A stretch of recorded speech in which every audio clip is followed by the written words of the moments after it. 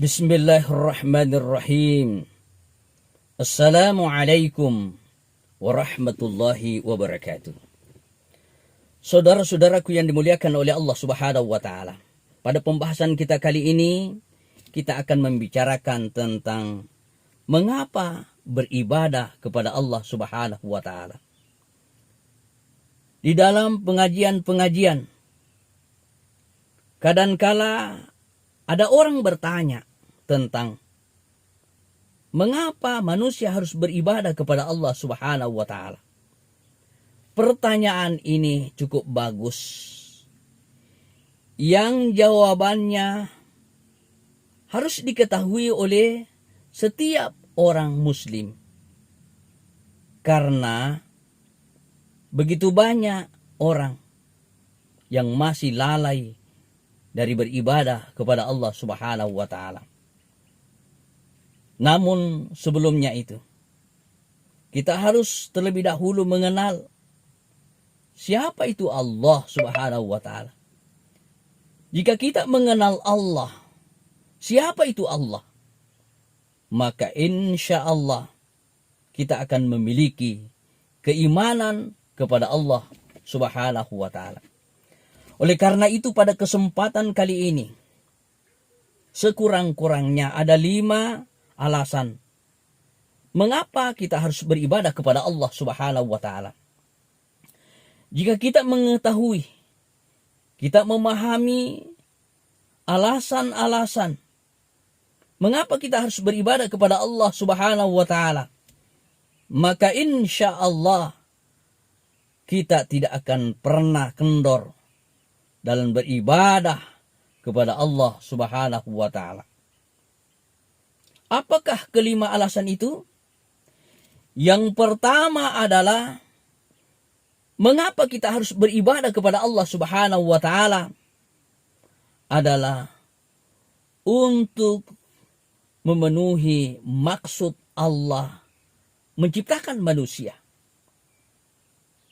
Apa maksud Allah menciptakan manusia?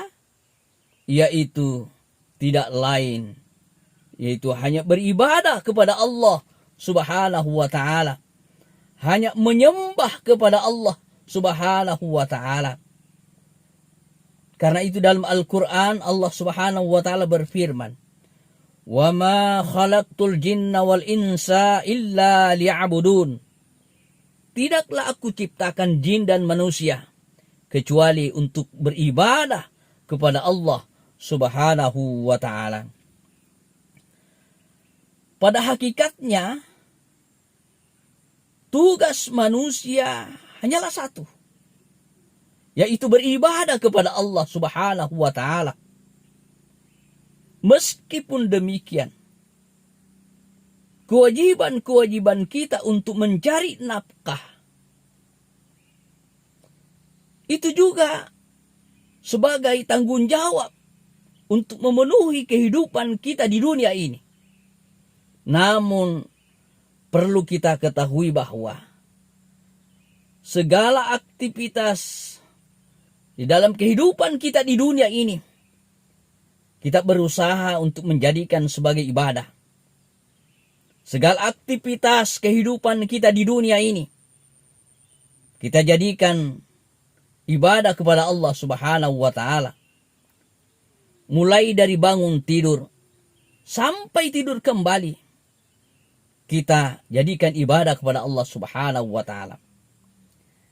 Ketika kita beraktivitas, kita bekerja di kantor, kita mengajar, kita membaca Al-Quran, kita bersedekah, kita menolong sesama manusia, kita niatkan karena Allah Subhanahu wa ta'ala, maka itu akan jadi ibadah di sisi Allah Subhanahu wa ta'ala.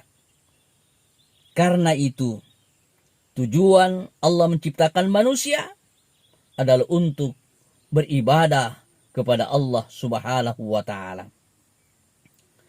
Lalu kemudian yang kedua, apa alasan kita beribadah kepada Allah Subhanahu wa ta'ala? Yaitu untuk mensyukuri nikmat Allah Subhanahu wa ta'ala. kita beribadah kepada Allah Subhanahu wa taala, maka begitu banyak nikmat yang Allah berikan kepada kita. Bagaimana cara mensyukuri nikmat itu? Yaitu dengan jalan beribadah kepada Allah Subhanahu wa taala, menjalankan segala perintahnya dan berusaha untuk menjauhi apa yang dilarang oleh Allah Subhanahu wa taala. Kenapa kita harus bersyukur atas nikmat Allah? Karena nikmat-nikmat yang diberikan oleh Allah begitu besar nilainya. Kita tidak bisa menilai dengan materi.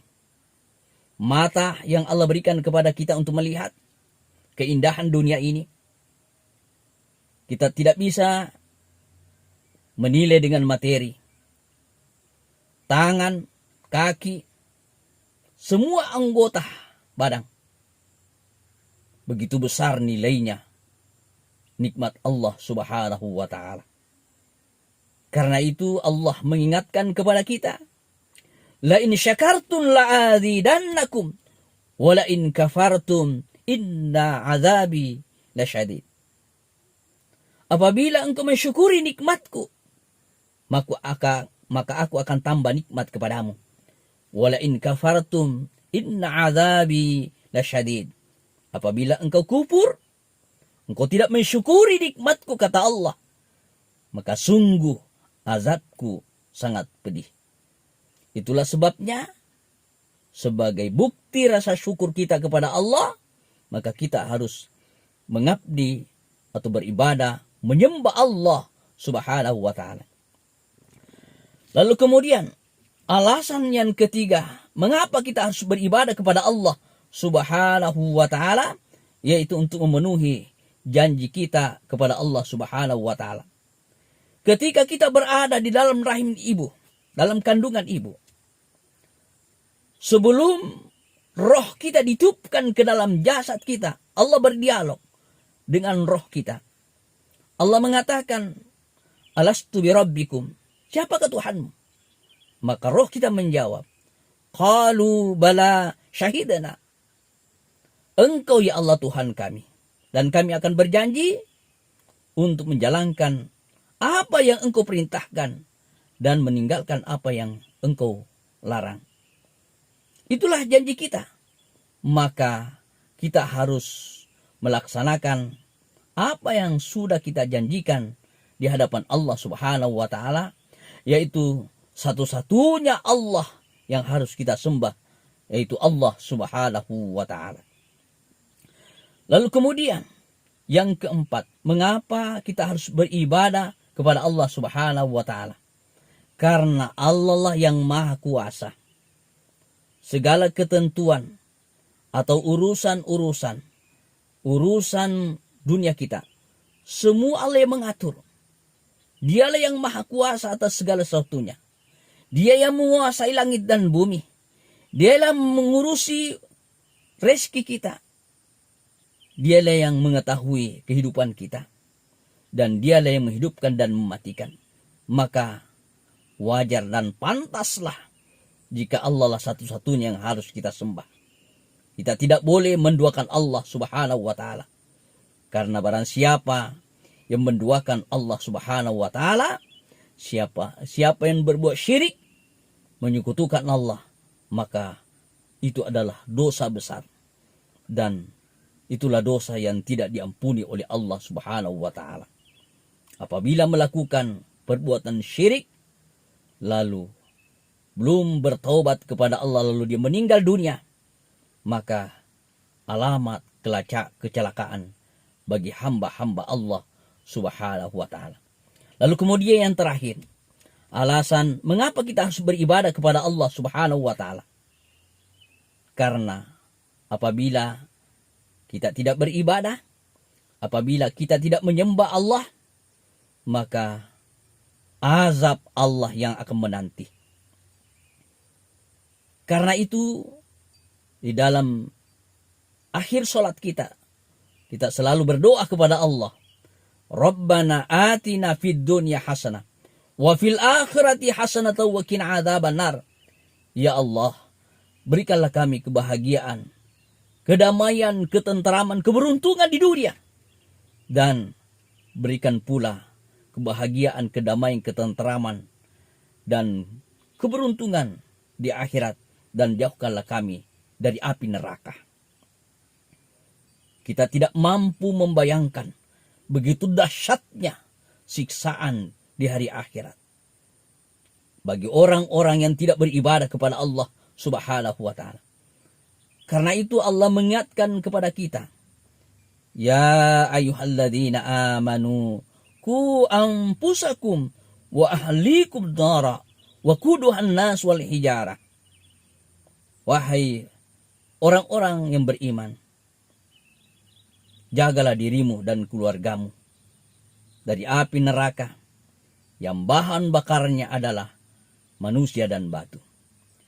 Karena itu saudara-saudaraku, janganlah pernah lalai dalam beribadah kepada Allah Subhanahu wa ta'ala. Sesibuk apapun saudara, sesibuk apapun kalian, jangan pernah tinggalkan Allah Subhanahu wa ta'ala. Karena ketika kita meninggalkan dunia ini, ketika kita telah meninggalkan dunia ini, maka tidak ada yang bisa memberikan pertolongan kecuali Allah Subhanahu wa ta'ala. Kita mau lari kemana?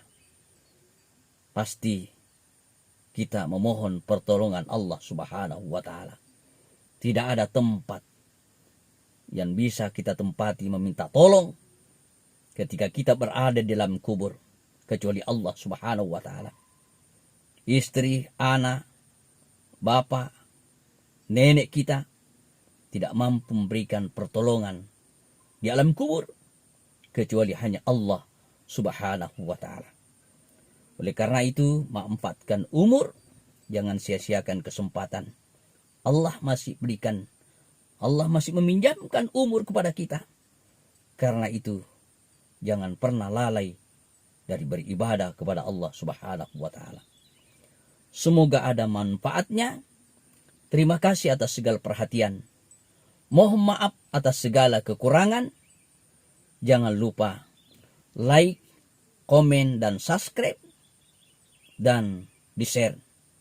Assalamualaikum warahmatullahi wabarakatuh.